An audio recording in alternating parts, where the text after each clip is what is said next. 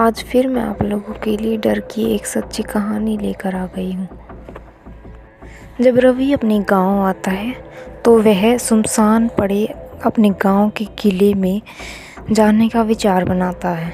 वह इस बारे में अपने दोस्तों से भी बात करता है तो उसके दोस्त भी मान जाते हैं। जैसे ही रात होती है तो वह किले में जाने के लिए रवाना हो जाते हैं।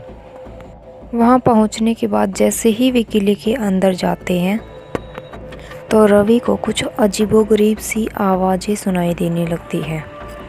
वह अपने दोस्तों से पूछता है, क्या तुम लोगों को कुछ आवाज़ें सुनाई दे रही है?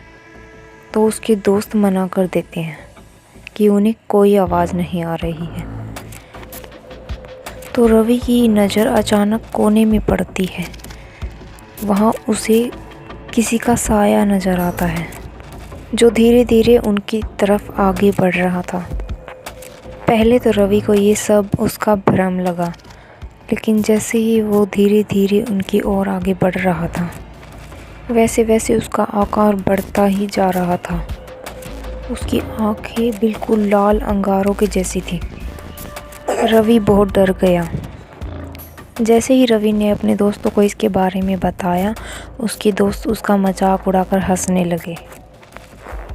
अचानक से वो जो साया था उसने रवि को उसका नाम लेकर पुकारा।